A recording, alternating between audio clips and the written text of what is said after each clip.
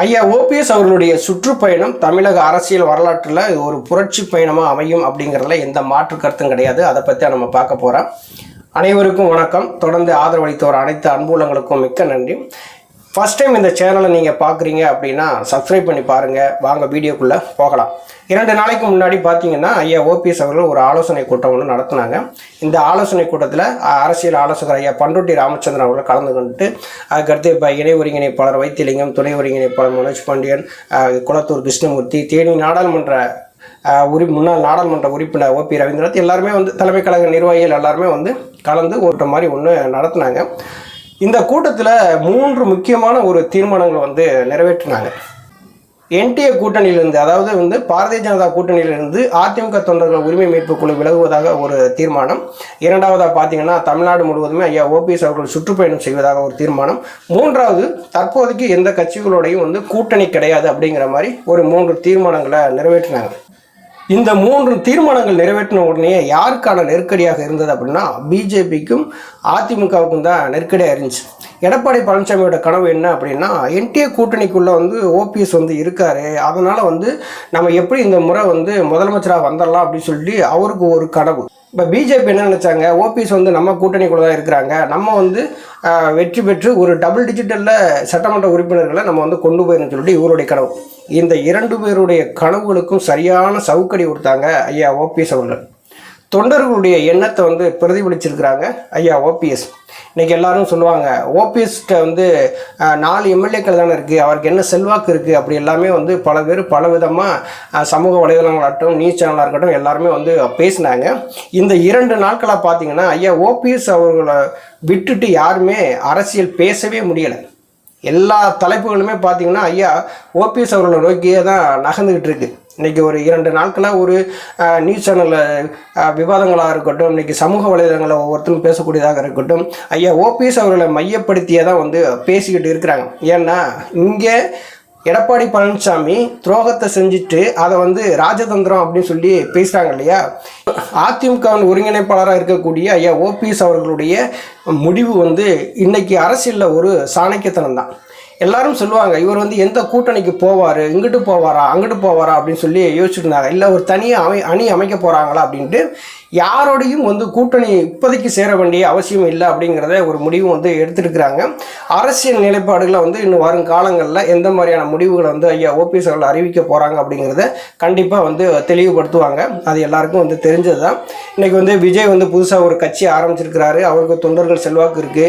அவர் இப்போ மக்களை சந்தித்து நான் முதலமைச்சராக வரணும் அப்படிங்கிறதுனால அவரும் ஒரு கட்சி ஆரம்பிச்சிருக்காரு இல்லையா. அவருக்கும் ஒரு எதிர்பார்ப்பு இருக்குது. திராவிட கட்சி தலைவர்கள் யாராவது இருந்தாங்க அப்படின்னா எம்ஜிஆர் ஜெயலலிதா அவர்களுடைய படங்களை போட்டு நம்மளும் பிரச்சாரம் பண்ணுறதுக்கு ஏதுவாக இருக்கும் அப்படிங்கிற மாதிரி தான் இன்னைக்கு விஜயமே இருக்க. இன்னுமே தமிழக வெற்றி கழகத்துன்னு சொல்லி பார்த்தீங்கன்னா கட்டமைப்புகள் இப்போ தான் ஆள் போட்டுக்கிட்டு இருக்காங்க. ஆனால் அதிமுக மாதிரி இன்னைக்கு வேறு கட்சிகளுக்கு கட்டமைப்புகள் கிடையாது. இப்போ தனக்கான அரசியல்னு ஒன்று இருக்குது. தனக்கான அரசியல் எங்கே இருக்குது அப்படிங்கிறத ஐயா ஓபிஎஸ் அவர்கள் மக்கள் மத்தியில் போய் இது நடந்த உண்மைகளை சொல்லுவதற்கு தயாராகிட்டாங்க. பிஜேபி என்ன பண்ணாங்க, ஐயா ஓபிஎஸ் அவர்களை கண்டுக்கிறவே இல்லை. பிரதமர் நரேந்திர மோடி அவர்கள் 2 நாள் பயணமாக தமிழகம் வர்றாங்க. தமிழகம் வரவேற்கிறதுக்காக ஐயா ஓபிஎஸ் அவர்கள் ஒரு கடிதம் எழுதுறாங்க. அது அனுமதி மறுக்கப்படுது. ஆனால் ஏசி சண்முகத்துக்கும் ஜிகே வாசனுக்கும் பிரதமர் நரேந்திர மோடி அவர்கள் சந்திக்கிறதுக்கு வாய்ப்பு கிடைக்கும். ஒரு 3 முறை முதலமைச்சராக இருந்தவர் ஒரு பிரதமர் வர்றாரு, நம்ம வரவேற்கணும்னு சொல்லி கடிதம் எழுதும்போது அங்கே அனுமதி மறுக்கப்படுது. ஆனால் ஏசி சண்முகத்துக்கும் ஜிகே வாசனுக்கும் அங்கே அனுமதி கொடுக்குறாங்க. அவங்க 2 பேர்த்துக்கும் எத்தனை சதவீதம் வாக்கு இருக்குது? இப்போ 2024 பாராளுமன்ற தேர்தலில் பிஜேபி கூட்டணி 18% வாங்கிட்டுன்னு சொல்லிவிட்டு ஒவ்வொரு செய்தி சேனல்லையும் உட்காந்து நீங்கள் விவாதம் மேதைகளை பேசுகிறாங்கல்ல. அந்த 18% எப்படி வந்தது? ஓபிஎஸ் இல்லாமல் என்டிஏ கூட்டணி 18% வாக்குகள் வாங்க முடியுமா? பிஜேபியோட யாரும் கூட்டணிக்கு வராத சூழ்நிலையில் அண்ணாமலை அன்னைக்கு ஐயா ஓபிஎஸ் அவர்களோட பேட்டி கூட்டணிக்குள்ளே இழுத்தாங்க. டிடிவி தினகரனை அதே மாதிரி தான் இழுத்தாங்க. ஒரு சாதாரண ஒரு 0.2% கூட வாக்கு சதவீதம் இல்லாத இருக்கக்கூடிய ஒரு கட்சிக்கு ஒரு அனுமதியை கொடுக்குறாங்க. ஐயா ஓபிஎஸ் அவர்களுக்கு அனுமதி மறுக்கப்படுது. இங்கே எல்லாமே பிஜேபி என்ன நினச்சாங்க, ஓபிஎஸ் எது சொன்னாலும் கேட்டுக்கிடுவார், எது சொன்னாலும் நம்பிடுவார், கொஞ்சம் அமைதியானவர் அப்படிலாம் சொல்லி நினச்சிட்டு இருந்தாங்க. சாது மிரண்டால் காடு கொள்ளாது அப்படின்னு சொல்லுவாங்கல்ல. மிரண்ட உடனே இன்னைக்கு ஐயா ஓபிஎஸ் அவர்கள் எடுத்து சாட்டையை சுரட்டினோன்னா எல்லாரும் தெரிச்சு ஓட ஆரம்பிச்சிட்டாங்க. இன்னைக்கு வந்து ஐயா ஓபிஎஸ் அவருடைய காலில் வந்து விழுகிறாங்க.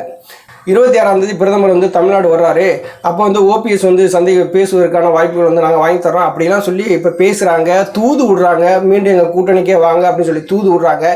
இதெல்லாம் எதை காட்டுது அப்படின்னா, அதிமுக பிஜேபி கூட்டணி ரொம்ப பலவீனமாக இருக்குது அப்படிங்கிறத 100% தெளிவாக நமக்கு வந்து தெரியுது. எடப்பாடி பழனிசாமி 2024 பாராளுமன்ற தேர்தலில் சொன்னார், நாங்கள் மெகா கூட்டணி அமைப்போம் அப்படின்னாரு. அதே மாதிரி 2026 சட்டசபை தேர்தலையும் மெகா கூட்டணி அமைப்பு அப்படின்னாரு. ஒரு சின்ன கட்சி கூட எடப்பாடி பழனிசாமி தலைமையை நம்பி கூட்டணிக்கு வரலை. அப்போ பிஜேபியும் அதிமுகவும் கூட்டணி வச்சதுனால வேற கட்சிகள் வந்து எடப்பாடி பழனிசாமி நம்பி வரலை. எடப்பாடி பழனிசாமி ஒரு நம்பகத்தன்மை இல்லாத ஒரு தலைமை தான், அதனால தான் எந்த கட்சியுமே வந்து வரலை.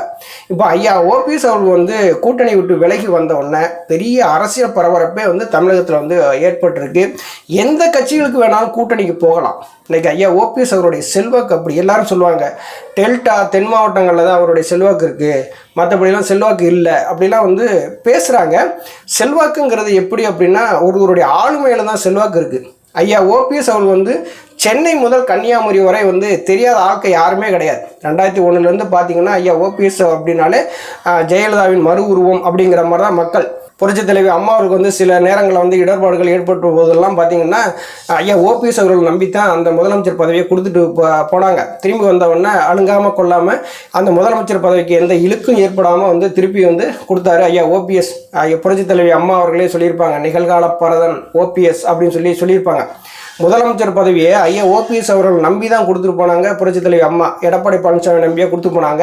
இப்போ அத்தனை சீனியர் நிறைய பேர் இருந்திருப்பாங்கல்ல, புரட்சித் தலைவி அம்மா காலத்தில் இருந்தக்கூடிய அந்த சீனியர்லாம் இருந்திருப்பாங்களா, ஏன் அவங்கள நம்பி கொடுக்கல அப்படின்னா, நம்பகத்தன்மை இல்லாத இடத்துல ஒரு பதவி போய் சேரக்கூடாதுங்கிறது புரட்சித் தலைவி அம்மா அவர்களுக்கு நல்லாவே தெரியும். நம்பிக்கையும் விசுவாசமும் இருக்கக்கூடிய ஐயா ஓபிஎஸ் அவர்கள்ட்ட இந்த பதவியை கொடுத்தா இவர் வந்து கரெக்டாக வழி நடத்துவார், காப்பாற்றுவார் அப்படின்னு புரட்சித் தலைவி அம்மா அவர்களுக்கு தெரிஞ்சதுனால தான் ஐயா ஓபிஎஸ் அவர்களுக்கு அந்த முதலமைச்சர் பதவியை கொடுத்தாங்க. இங்கே அரசியல் மாற்றங்கள் வந்து நாளுக்கு நாள் வந்து நடக்கும். இப்போ எடப்பாடி பழனிசாமியுடைய பிடிவாதம் தானே இந்த அதிமுகவை ஒருங்கிணைக்க முடியாமல் இருக்குதுன்னு சொல்கிறது. இப்போ ஐயா ஓபிஎஸ் அவருடைய என்டிஏ கூட்டணி விட்டு வெளியே வந்த உடனே முதலமைச்சர் கனவும் வீணாக போச்சு, பிஜேபியினுடைய டபுள் டிஜிட்டல் சட்டமன்ற உறுப்பினர் கனவும் வீணாக போச்சு. இன்றைக்கி ஐயா ஓபிஎஸ் அவர்கள் சாட்டை எடுத்து அவர் வார்டில் சுரட்ட ஆரம்பிச்சிட்டாரு. இப்போ எல்லாரும் வந்து திணறாங்க. எடப்பாடி பழனிசாமியுடைய நோக்கம் என்ன? 2027 அதிமுக தோத்தாலும் பரவாயில்ல, நம்ம எப்படியாவது இந்த பொதுச்செயலாளர் பதவியை மட்டும் நம்ம காவல் பண்ணிக்கணும் அப்படிங்கிறதான் அவருடைய எண்ணம். இப்போ ஐயா ஓபிஎஸ் அவர்கள் வந்து கூட்டணி விட்டு விலகி வந்த உடனே இப்போ ஐயா ஓபிஎஸ் அவர்களுடைய கிட்டத்தட்ட ஒரு 10 to 13% வாக்கு இருக்குது கையில். ஐயா ஓபிஎஸ் அவர்களை மீறி வந்து நீங்கள் அரசியல் பண்ணவே முடியாது, யாரும் அரசியல் பண்ண முடியாது. இப்போ வந்து யாரோட போய் கூட்டணி சேருவதாக இருந்தாலும் அந்த கூட்டணி வெற்றி பெறக்கூடிய கூட்டணியாக வந்து அமையும். இப்போ இந்த மாதிரியான ஒரு சூழ்நிலையில் தான் இன்றைக்கி ஐயா ஓபிஎஸ் அவர்கள் என்ன முடிவு எடுத்திருக்காங்க, தமிழ்நாடு முழுவதும் நம்ம வந்து சுற்றுப்பயணம் போகணும் அப்படிங்கிற ஒரு முடிவை வந்து எடுத்துட்டாங்க. அதை வந்து பார்த்திங்கன்னா இப்போ மாநாடு நடத்துறதுக்காக திட்டமிட்டு இருந்தாங்க. அந்த மாநாட்டு வேலைகள் வந்து எப்படி போகுது அப்படிங்கிறது தெரியல. இருந்தாலும் அந்த மாநாடு நடத்துவது கொஞ்சம் நாள் தள்ளி போவதற்கான வாய்ப்புகள் வந்து இருக்குது.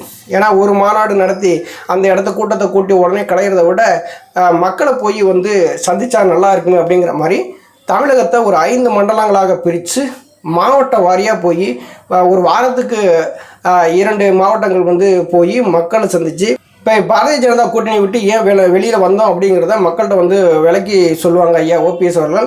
அதுக்கடுத்து வந்து ஒரு வலிமையான அதிமுக இருக்கணும், ஒரு வளமான தமிழகத்தை நம்ம உருவாக்கணும் அப்படிங்கிறதுக்காகத்தான் ஐயா ஓபிஎஸ் அவர்கள் வந்து சுற்றுப்பயணத்தை வந்து ஆரம்பிச்சிருக்காங்க. பார்த்திங்கன்னா இந்த ஆகஸ்ட் 20க்கு மேலே ஒரு சுற்றுப்பயணம் வந்து மேற்கொள்வதாக ஒரு தகவல் வந்து இருக்குது. ஆனால் இந்த சுற்றுப்பயணம் பூரா முடிஞ்ச பின்னாடி ஒரு மாநாடு வந்து நடத்துவதற்காக ஒரு திட்டம் இருப்பதாக ஒரு தகவல் வந்து இருக்குது. மக்களை சந்திக்கணும். இப்போ எடப்பாடி பழனிசாமி எப்படி போனாரோ அதே மாதிரி ஐயா ஓபிஎஸ் அவர்களும் போய் மக்களை சந்திப்பதற்கான ஒரு ஏற்பாடுகள் வந்து தீவிரமாக வந்து நடந்துக்கிட்டு இருக்கு.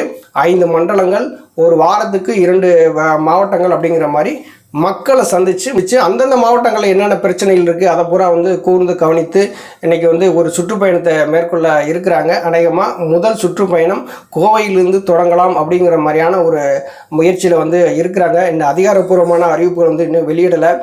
நன்றி, வணக்கம்.